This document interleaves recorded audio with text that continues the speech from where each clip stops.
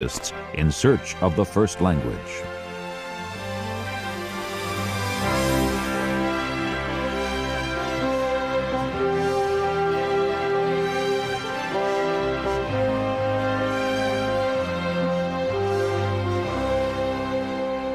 Funding for NOVA is provided by Merck, dedicated to pharmaceutical research, committed to discovery, improving health, extending life. Merck.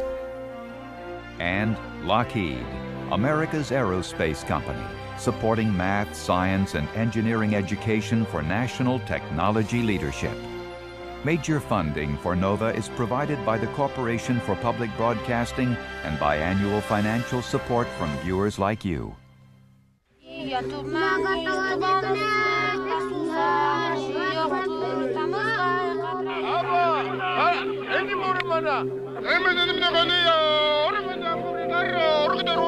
There are more than 5,000 languages spoken across the face of the earth. Could all these languages ever be traced back to a common starting point? Was there a time when the people of the world spoke one tongue? This notion is vividly brought to life in the Old Testament story of Babel. It harkens back to a primeval time when the people of the earth were all of one language and of one speech. According to biblical legend, the people of Babylon started to build a tower reaching up to heaven. Their ambition so offended God that he shattered the unity of their language, creating a confusion of incomprehensible tongues. Forever after, the tower was called Babel, from the Hebrew word balbail, meaning to confuse. This legend has inspired countless works of art, differing interpretations of that cataclysmic event. Like many myths, perhaps there is a germ of truth in the Babel story. Did a mother tongue ever exist? Can we find it? Clues can be found by studying the world's great language families, such as Indo-European, the family that includes English. The branches of this tree can represent different language families. The leaves on the branches, if we had leaves today, would represent different languages. And by tracing these branches back, one can arrive at larger branches, such as Indo-European. And by tracing the Indo-European branch back, one arrives at even larger branches. Eventually, we believe that you arrive at the main trunk of this tree, into which all of the language, or from which all of the language families have derived. There are some obvious connections among languages. Take Arabic and Hebrew, for example. Listen to how people count in each language.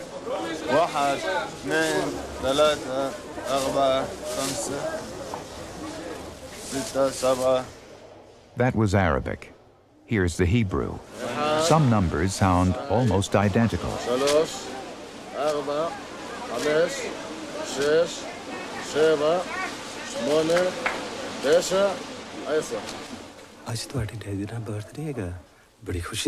But with other languages, it's not always so easy to spot the connections. यूं तो Turkey से लेकर हिंदुस्तान तक कहने को सब अपने मुल्क समझे जाते हैं, लेकिन कोई इंसान Radio Sunrise serves an ethnically diverse West London community, including Punjabi speakers living in the midst of an English suburb. What could these two languages, Punjabi and English, have in common? But never meets Sridevi's daughter. And guess what? Her daughter has fallen in love with who? Yes. In fact, English and Punjabi, as well as other languages of northern India, like Hindi and Gujarati, are related. Something discovered by chance 200 years ago by a multilingual English lawyer, Sir William Jones. He was a judge who went out to India in 1783, but he studied languages, Oriental languages, before he went. And when he got to India, he became very interested and learnt Sanskrit, which is the language of ancient India, which was first written about 500 AD. And then he realized, he made this great discovery, that Sanskrit resembles in some way, has relationships with Greek and Latin and other languages. And he gave a very famous discourse in which he said that these were sprung from some common source. Certain similarities are striking. Take the numbers again, for example. Here are 2, 3, 7, and 10 in English, Latin, Greek, and Sanskrit. The 3s are alike in all the languages. But linguists are interested in discovering regular patterns, not isolated resemblances. So here T in English often appears as D in the other languages, and H in Greek appears as S in English, Latin, and Sanskrit. By finding patterns like these, different languages can be grouped together as members of a language family. The question is, how can you tell that the languages you're looking at reflect a single original language and therefore form a family? The only way you can do that is by finding systematic similarities between these languages in every area of their grammar, similarities in their sounds, similarities in their inflections, similarities in the syntax of the language, and so forth. And the similarities have to be very precise, and they have to be interlocking for the assertion that these languages form a family to be believable. You take a look at an English word like tooth and see that in Hindi it's dant, and by itself that doesn't mean very much. But you take a look at English 10, and it shows up in Hindi as das, and you see the same pattern emerging. You've got an initial T in English and an initial D in Hindi. When you find that the word to, the numeral, in English shows up in Hindi as do, and you've got, once again, an initial T in English and an initial D in Hindi, you begin to think that perhaps this is not an accident. Using this comparative method, linguists have been able to establish the connections among a group of languages which stretch from Iceland to India. This group of about 100 languages is called the Indo-European family of languages. Each of these languages can be traced to one of 10 individual branches, represented here by distinct colors. The lines which do not extend all the way are the languages which have gone extinct. The subgroups, or daughter families, that survive today are Balto-Slavic, Germanic, Celtic, Italic, also Albanian, Hellenic, Armenian, and finally Indo-Iranian. By looking closely at the Germanic family, we can see how it has evolved over time into different languages until we reach the ones we recognize today, such as Swedish, Danish, English, and Dutch. By studying all the languages in this wide-ranging group, linguists have been able to reconstruct a hypothetical ancestral tongue called Proto-Indo-European, believed to have been spoken 5,000 to 6,000 years ago. What historical linguists do, the task they set themselves, is to look at the current stage of a language, try and find other languages that are related to it, that descend from the same ancestor, and by this active comparison, try and trace back through time what earlier stages of the language might have been like, what the words used to mean, how the words used to be pronounced, how words used to be put together in sentences. And this is a very fascinating endeavor because languages can change in very unpredictable ways. And what linguists love to do is to look beneath the surface diversity and find the ultimate proto-unity that the languages had before they split off from each other. But recognizing this ultimate proto-unity is not easy. Take an example from English. Here is the Lord's Prayer as it would have sounded spoken in Old English 1,200 years ago. Fader urer, du art in heaven, sia je halgat nomadin, to kimeth reach din, se willo din sues in heaven on den eartho. Laf usener offer wistlich, selus today, and for je for schulde usra, so I will for je von schuldum usurn. Now listen to Middle English, spoken 800 years ago. It's more intelligible, but still not familiar. Our Father, that art in heavenes, hallowed be thy name. Thy kingdom come to be. Be thy will done in earth as it is done in heaven. Give it to us today our each day's bread, and forgive us our sins. Over the course of 1,200 years, English has changed so dramatically that Old English sounds to us like a foreign language. But English is relatively easy for linguists to study because of its long written history.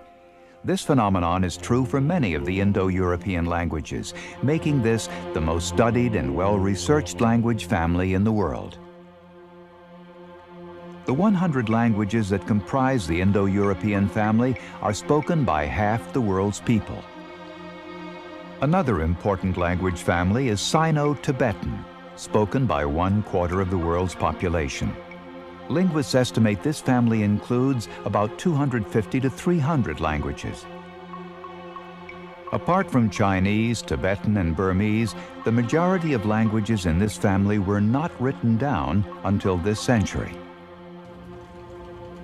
At the University of California, Berkeley, James Matisoff and his students have spent the last 8 years figuring out which languages belong to this family by mapping out the details of their relationships. Their goal is to produce the definitive historical thesaurus of the Sino-Tibetan language family.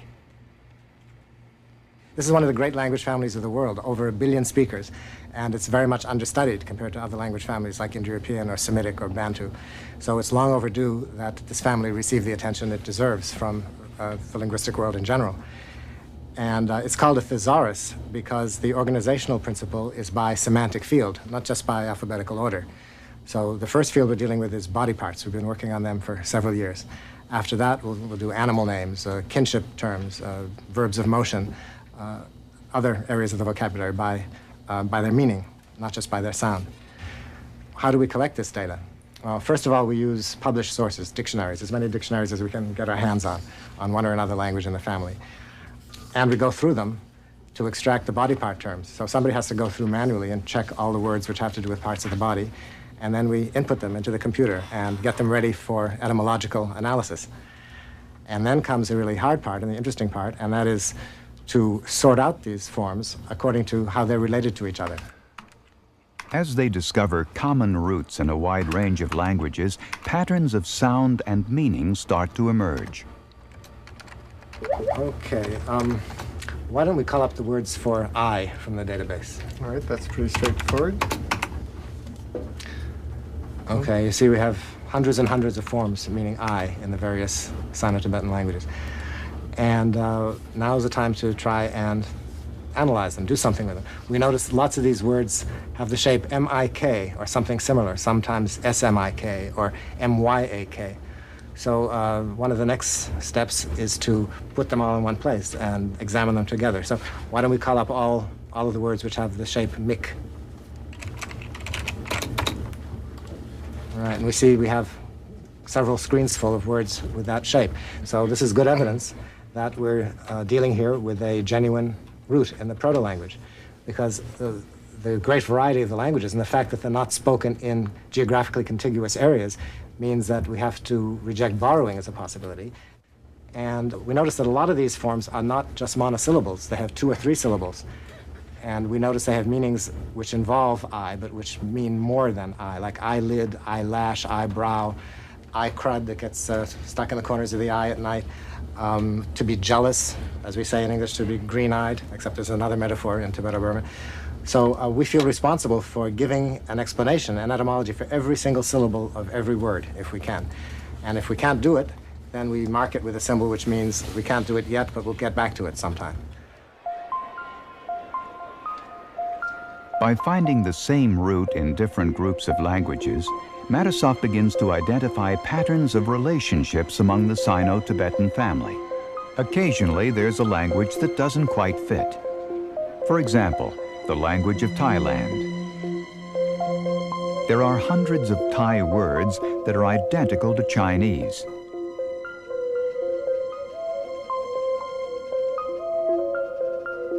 Thai has often been classified in the Sino-Tibetan family. But by comparing roots, Matisoff demonstrated more compelling similarities between Thai and a neighboring family called Austronesian. For example, I in Thai is Ta, not Mik.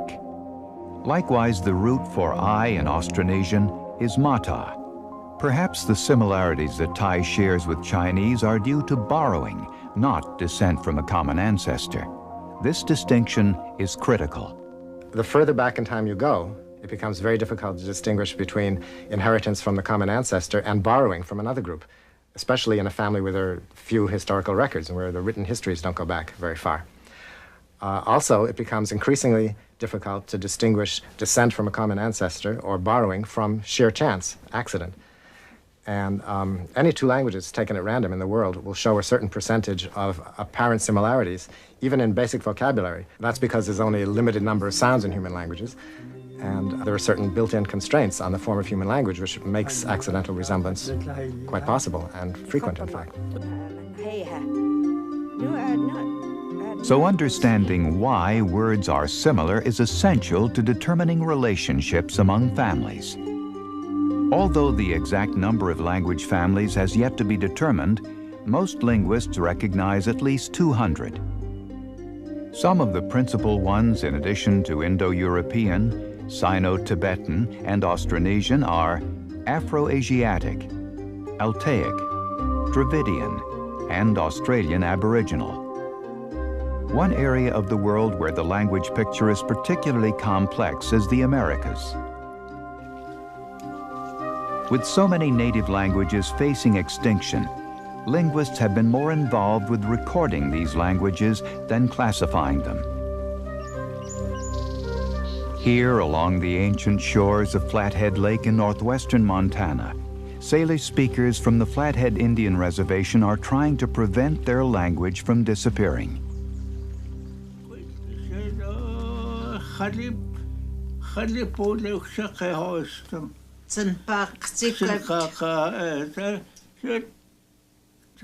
These are some of the last fluent speakers of Salish, a language known to have been spoken in this region for thousands of years. Salish is one of the languages that's targeted not to survive. And that's frightening to me because we carry our culture, we carry our tradition, we carry our history, the very history of who we are through our language. And that's what it is we're doing here at Language Camp. We're trying to put our language in context, in cultural context, to create a new generation of fluent Salish speakers.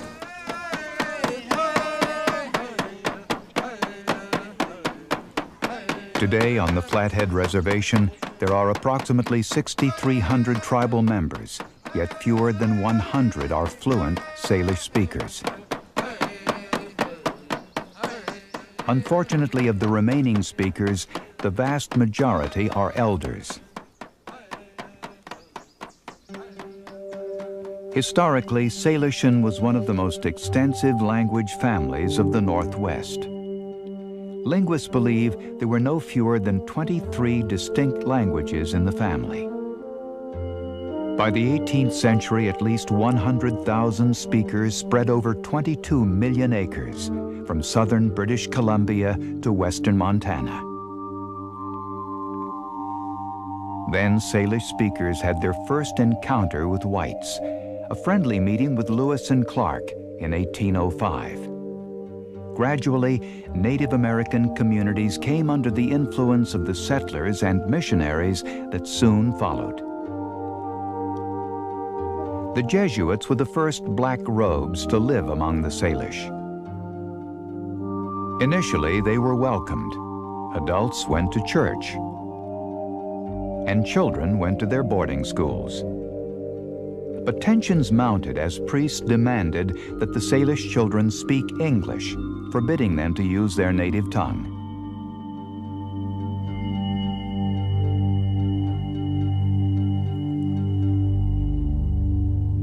It took only 100 years for a language which had thrived for millennia to be on the verge of extinction.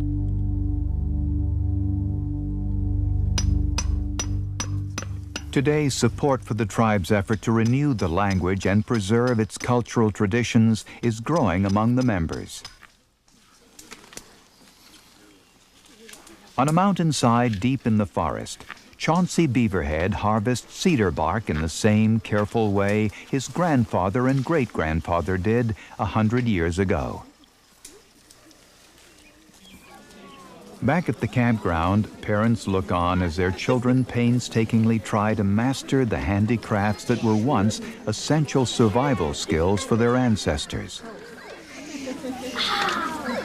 You're down that way. Look myself. Go on. You don't hit her right in. Okay. See how I'm wiggling it up and down? But as the children concentrate on making their baskets surrounded by sounds of English and Salish, another very important project is taking place. The tribe has invited linguist Sarah Thomason to work with them on a written record of their language and customs. When I first started working on Salish and languages, reading about them, my main interest was historical. I'm a historical linguist. I wanted to find out about the borrowing situation in this part of the country and neighboring parts of Canada. But when I started working with the tribal members, with elders on the reservation, I found that what they wanted and needed was somebody who could help them with their preservation efforts. All right. Le es chalpu lehui, and that means? It's getting daylight, early daylight. Could you say it once more, please? Without a fairly complete written record, the death of the last native Salish speaker would mean the permanent loss of the language. Thomason has been working with this group of elders to create a Salish-English dictionary, as well as to preserve descriptions of traditional life for future generations.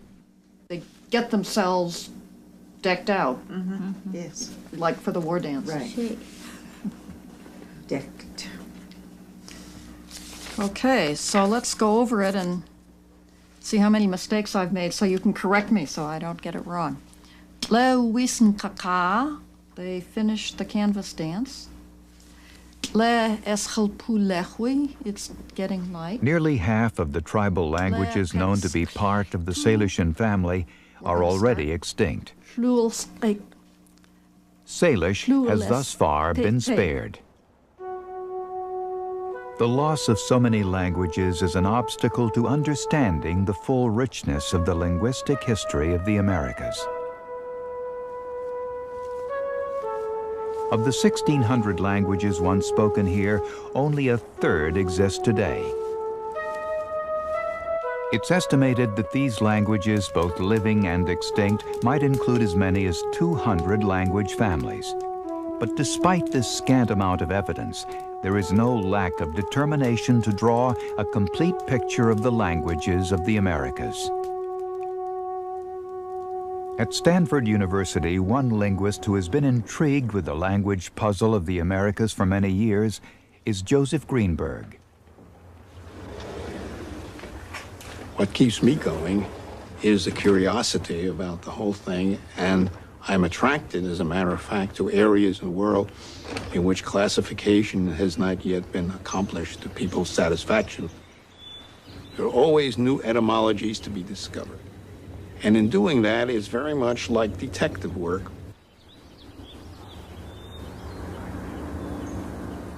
Many years ago, Greenberg received worldwide acclaim when he applied his detective skills to classifying the 1,000 languages of Africa. Although the African languages had been recorded for centuries, very little systematic study had been undertaken.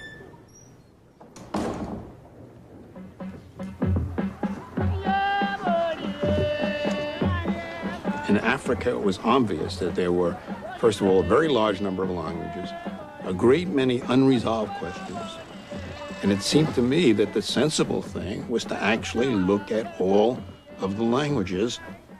I usually had preliminary notebooks in which I took those elements of language which, on the whole, we know are the most stable over time.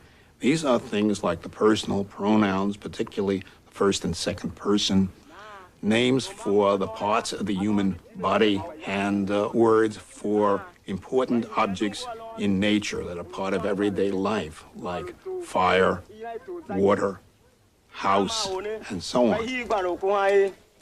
I would look at a very large number of languages in regard to these matters, and I did find that they fell into quite obvious groupings. Linguists had already postulated 3 language families: Afro-Asiatic, Niger-Congo, and Khoisan.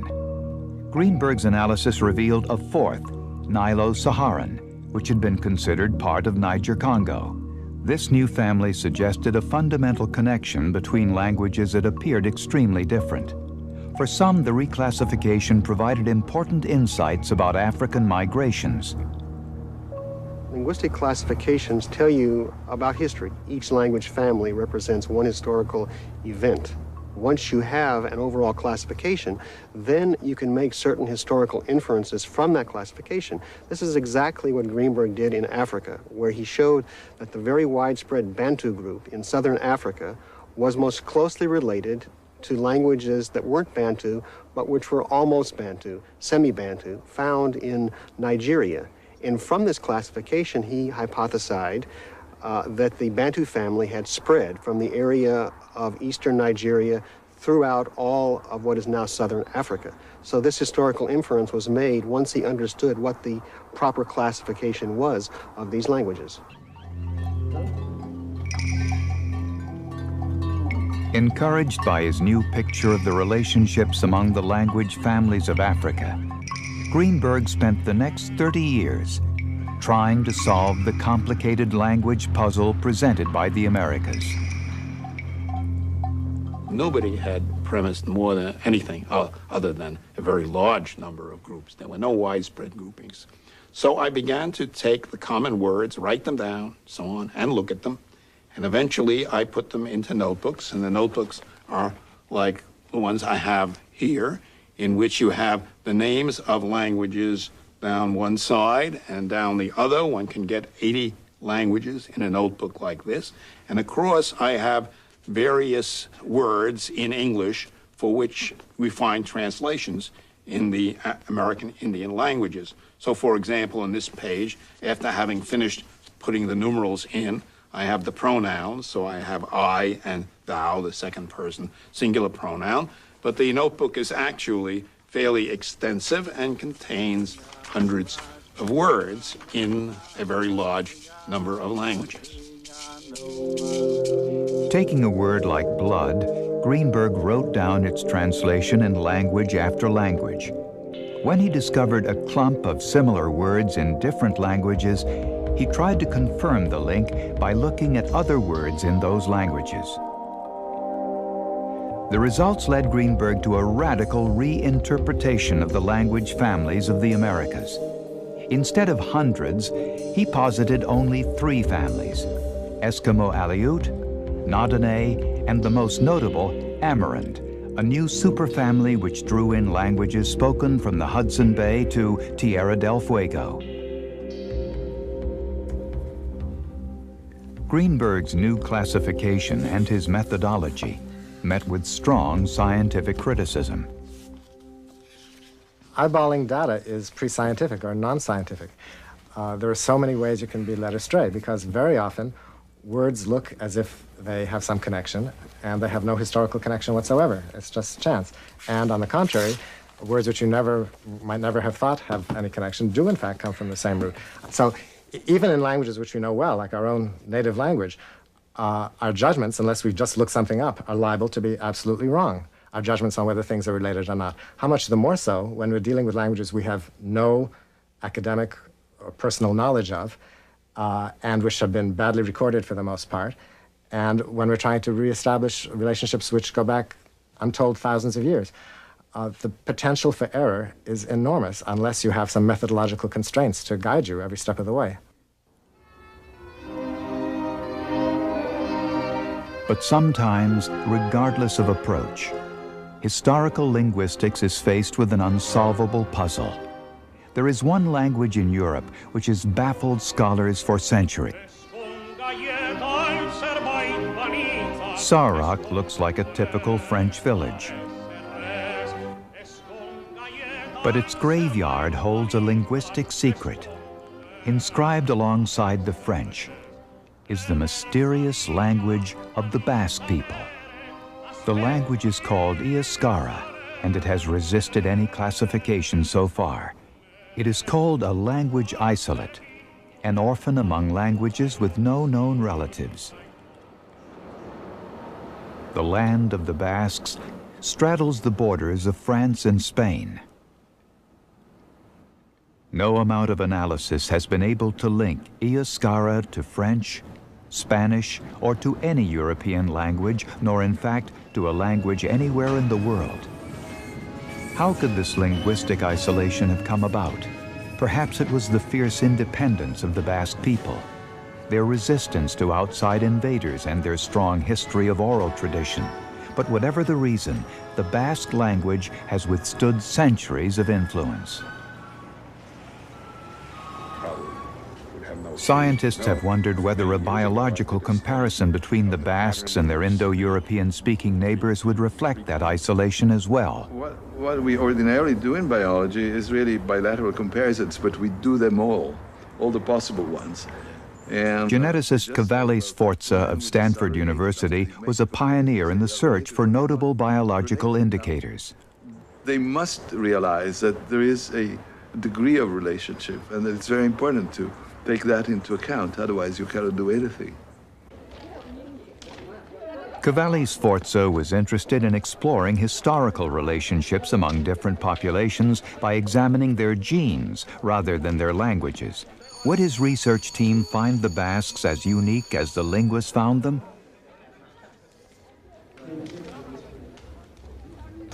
If the Basques are as isolated as their language suggests, this isolation might also show up in their genetic makeup, blood groups, DNA patterns, and so on. New techniques now make it possible to carry out much more detailed analyses of individuals and populations using just a few living cells, in this case, cells from a hair follicle. The DNA pattern not only distinguishes the Basques from their neighbors, it suggests they must have been among the earliest people to settle in Europe. Basques were recognized as genetically different a long time ago. Basques are so different that they must have been Proto-Europeans. Basques were probably the descendants of cultures that have made all those beautiful rock paintings in the southwest of France and in the north of Spain. These cave paintings, many of them located in Basque country, were painted 15,000 years ago. Since the genetic data suggests the Basques have been a distinct group for thousands of years, isolated from other peoples, it may have been their ancestors who painted these caves during the last ice age.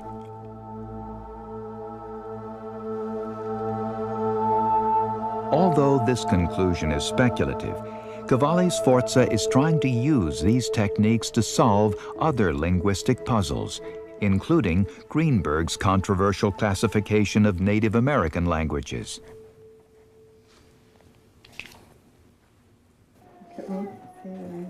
DNA samples from many different tribes in North and South America were collected and analyzed in Cavalli Sforza's lab at Stanford. He believes his results provide a strong confirmation of Greenberg's groupings. When we took all the data from American natives, they clearly fell into three classes, and they correspond exactly to linguistic families that have been postulated by Greenberg. Not only that, but the family which is most heterogeneous of all, genetically, is the one that is linguistically more heterogeneous of all. Even if it's true, let's accept, for the sake of argument for a while, that the New World was settled by exactly three waves of immigrants, the Amerinds and the Nadineé and the Eskimo Aleuts. Let's even assume that's true. What is there to show that they were linguistically uniform when they migrated? Or that they didn't change their language dozens of times, that the language wasn't creolized, that they didn't abandon their language and adopt a new one? We can see that people can change their language within a generation. It happens all over the world. And suppose some future linguist 10,000 years from now was looking at the DNA from United States fossils. He would be very confused indeed, because he would find all kinds of racial genetic strains, which wouldn't tell him anything about the fundamental linguistic unity of this country, that we all speak English now. One good example of language change occurring in less than a generation can be seen in Philadelphia.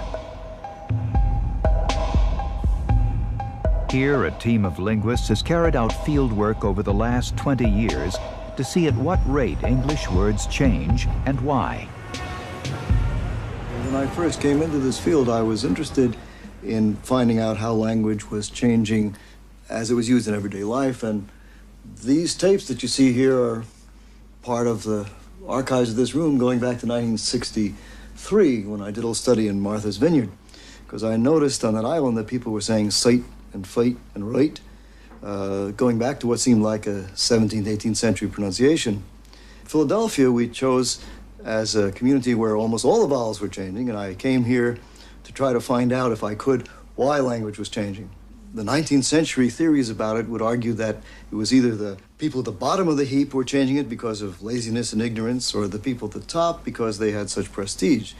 But we'd found out that the opposite was true, that the sound changes were in the hands of the people who were the most important local people. But, yeah, after the 6th, it's a little Christmas. Ann Bauer is one of the field workers who began this study with me in the 1970s. Since they took the Christmas lights down.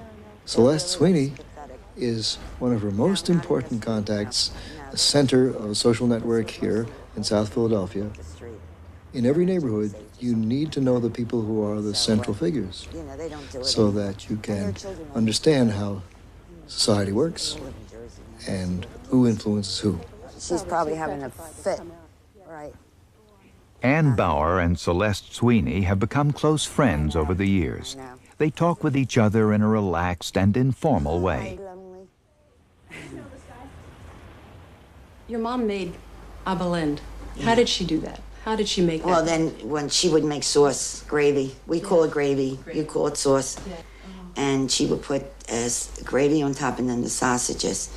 And then, like some people, they used to eat it on a big board. In the last 50 years, there have been massive changes in American English. Believe me, we ate properly. In the history of English, the vowels have always been the ones that move. The consonants have stayed put. And over the course of time, small changes add up into great changes. Your dad wasn't working during the Depression, No, not at all. He worked for a guiding shoe store. My father used to make shoes. He was a shoemaker. He made the whole shoe. And it got so bad that they were paying him in postage stamps. We're taking the word bad to bad, the word out to out to out. We notice that go moves to go. We notice that two goes from two to two. In the meantime, sight and fight are becoming sight and fight, or sight and fight. There are other changes that are just beginning to appear, where A, as in maid and pain, becomes mead and pain, so that snake and sneak can sound the same. So we have a rotation of the whole vowel system, which is happening in different ways in different cities in the United States and in England, too. By measuring changes in Celeste's speech patterns for over a decade and comparing her results to those of other Philadelphians, LeBeau has been able to observe language change in action. But how important are these apparently small changes in pronunciation to the overall history of languages? Whatever the forces that are producing this change, they must be very powerful, because they really do interfere with understanding. Our current research is dealing with cross-dialectal comprehension, and we've taken 3 cities, Chicago, Birmingham, and Philadelphia, which are becoming more and more different. And we find, indeed, that people do not understand the sounds in the dialects of other cities. And even within the city, the older people don't understand the younger people when it comes to using those sounds. So that's the process which several hundred or several thousand years ago led to a gradual differentiation of languages and the loss of intelligibility. I'm not saying it's going to happen in the United States, because there are other factors at work there too, but we can trace that day-to-day change, which ultimately leads to 2 different languages.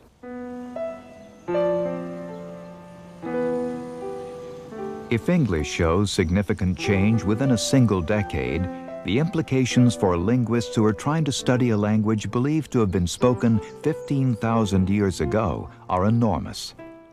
Yet an effort is underway to do exactly that. One of the leaders of a controversial group of linguists who believe in the Nostratic theory is Vitaly Chevorashkin. This theory claims to identify an ancient superfamily of languages from which many of today's language families have descended. It wasn't until the 1960s in Russia that the Nostratic theory was approached with modern linguistic techniques by Vladislav Ilyich Svetich.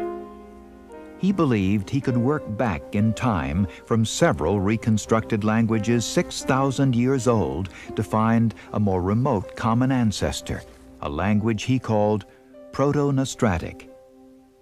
Today, Vitaly Chevorashkin, an original member of this Russian group, is convinced of the importance of his mentor's work. He could see and find in the chaos exactly things which fit. And that is the most important thing in linguistics, because there are so many data. And he managed to establish precise sound correspondences between these Nostratic words in different languages, and make other things like reconstruct grammar and semantics and lexics and so on. So it was something which was done in a very precise way, and that's why it is so great, I think. The search for an ancestor language begins with modern-day words. Comparing water in English, Russian, and other related languages suggests a common ancestor. 6,000 years ago, water was probably wood. The Russian group goes farther. They start with several of these reconstructed languages. For example, comparing 6,000-year-old words for water, the Russians argue for the ancestral word wete, which they believe belonged to a language spoken about 10 to 15,000 years ago. If there really were a Nostratic language family, which would embrace a whole series, it would include Indo-European, it would include the Semitic languages, in fact the larger Afro-Asiatic family, including the languages of North Africa, it would include the Altaic languages and so on. It would be a vast area which would be populated by people speaking languages descended from Proto-Nostratic. If one follows the divergence hypothesis, that one can trace them back through time to a common origin, it would mean that somewhere there would be an area where Proto-Nostratic was spoken at a particular time, perhaps 10,000 years ago or a little more. Another Russian Nostraticist working today is Aaron Dolgopolsky. Here, in the midst of one of the oddest collections of dictionaries and grammars in the world, he is trying to recreate a complete grammar, syntax, and vocabulary for the Proto-Nostratic language. He starts with words he believes are more resistant to change over time. Linguists know that what is called the kernel vocabulary is usually stable. For instance, the word for water, as you know, in English is just the same as in German and as in Russian. So we know that in which meanings we can expect to find a word which has been preserved for thousands of years. Well, it includes body parts, words for water and well, to eat, to be, man, etc. Using this method, Dolgopolsky argues he has reconstructed over 1,000 Proto-Nostratic words. They vividly evoke for him the rhythm of a life lived 15,000 years ago. Through the telescope of the vocabulary, we can discern a hunter who is following Dasa. The tracks, Goki, Gudya, Miryo, of a beast, Guira, is casting a spear, Korvu, Shubya, and is trying to hit Tapa. the target and is afraid of missing it. Among the animals he hunts, hakra or harka. There are different kinds of antelopes, Oreo, Gula, Gurha, etc. He knows a lot about the anatomy of animals. Meat, homsha, siulya, marrow, aingo, spleen, lepa, palge. Some words are connected with spiritual culture, such as though meaning to make magic, to use magical forces, arba. This picture that Dolgopolsky paints of the proto-Nostratic world is controversial and not widely accepted. In fact, most linguists argue that any attempt to come up with a language spoken 15,000 years ago is pure speculation.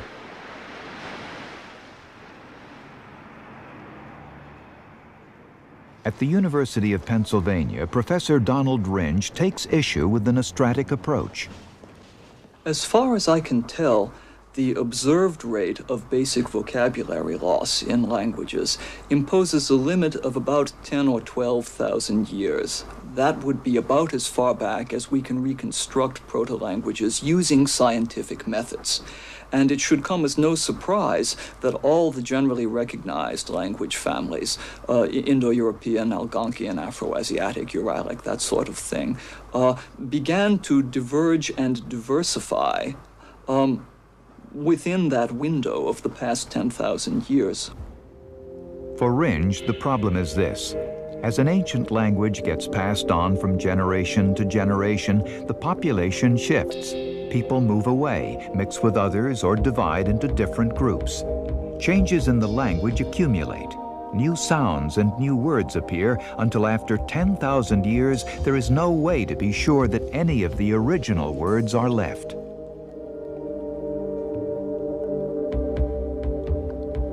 But Nostraticists argue that there are core words like pronouns which resist change, and it's these specific words they look for in each language family.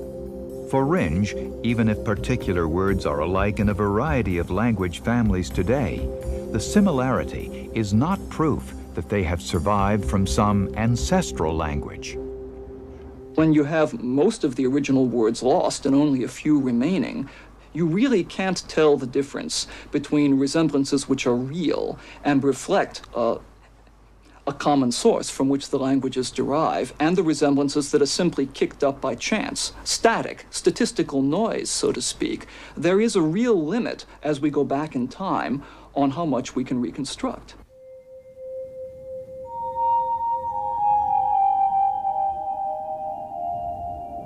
Most linguists set a limit on language reconstruction of 10,000 years. However, fossil evidence suggests our modern human ancestry can be traced back 100,000 years. Could this fossil record shed any light on when language originally evolved? One of the fundamental questions at the moment in anthropology is how far back do we have to go in time to find a common ancestor for the shared pattern of humans that we find all over the world. Well, here we've got a reconstruction of a skull and jaw from a specimen found in Ethiopia in 1967, a site called Omo Kibish. This specimen is probably over 100,000 years old, and my work and that of colleagues has shown that this is an anatomically modern specimen, and there's quite a bit of evidence now that points to Africa or perhaps the Middle East as the place which has the earliest occurrence of modern people. Modern human language must have been in existence by 40,000 years ago, because we have evidence of complex human behavior by that time in early modern people. For example, in Europe, the Cro-Magnons had clearly complex social systems, symbolic behavior, art, many of the things which we associate with modern humans and hunter-gatherers all over the world. And so I feel that by that time there must have been full language of a modern human type. But to go back further, it becomes more difficult to track the existence of such a complex language. I would guess that such a thing was at least in the early stages of development in these populations 100,000 years ago in Africa. But fossil evidence gives us no help in solving the puzzle of what kind of language our earliest ancestors spoke. Still, some linguists believe it is possible to trace human language back in time even further than the Nostraticists. By looking for connections among all the language families of the world, they try to reconstruct a mother tongue possibly spoken from 40 to 100,000 years ago. Now, using traditional methods of comparative linguistics, linguists have been able to show that there are many language families around the world. If one simply compares these language families among themselves, in other words, look at the words which have been identified by scholars in those individual families as characteristic of those families, one runs across the exact same word in family after family after family. Two of the most famous have become tik, meaning one or finger, and pal, meaning two. You find these two roots in family after family after family. And I think that there is no way to explain why you find these roots as well as many others, except to hypothesize that they all derive from one common source.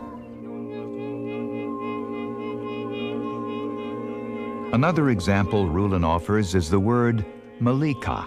Appearing in English as milk, the word form shows up around the world with meanings which are associated with milk, or suckle, or breast, or throat. For Rulin and a few other linguists, this is compelling evidence that deep in the mists of time there was one word for something like to suckle, which has survived in each of the world's language families. But to his critics, a few isolated examples do not make a convincing case. It's quite possible there are some very, very impressive examples, but impressing examples is one thing, but serious reconstruction, in order to make it, we must first reconstruct all kinds of languages. This is one thing. That's why I think that it is probably feasible, but just today it is probably too early. It seems overwhelmingly likely to me that all human languages derive from some common source. I think most linguists would agree with that. I think we would all be shocked if anyone ever came up with hard evidence that all human languages don't derive from some common source. But unfortunately, that's not the issue. The issue is whether we can offer objective proof that all human languages derive from a common source, or whether we have to be content to believe it. Even if we accept, for the sake of argument, the Nostratic theory and say that the time depth is 15,000 years, 15,000 is not 40,000, and it's not 200,000. You just cannot go back. There were glaciations in between there too, by the way, and all kinds of catastrophes on the global scale between 200,000 years ago and now. How could anything have been left of that presumed original linguistic unity, even if it did exist? Still, it's nice to think about. It's very nice to think about the days before Babel, when everybody spoke exactly the same way. But it's a dream, it's a belief. It's not scientifically testable one way or the other. Gazing upon these silently evocative images from the past, it's only natural to want to know more about these artists and their message. It's easy to imagine that a people who could visually symbolize their world could also speak a complex language. New clues to the past continually emerge as we compare the world's languages and trace their relationships back in time. Language is the mirror of our humanity, and only by studying its many reflections will we ever fully know ourselves.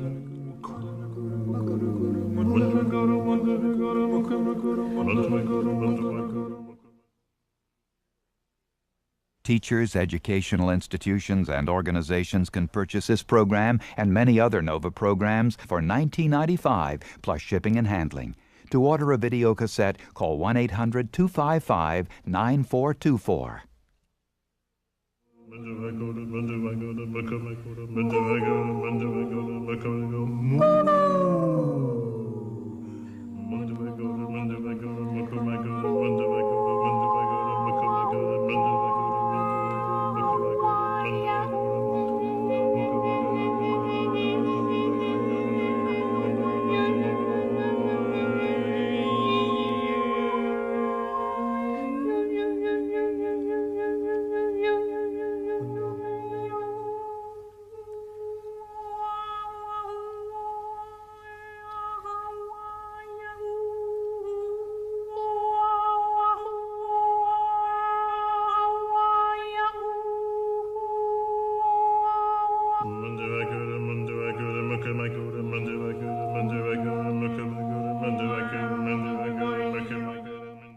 A production of WGBH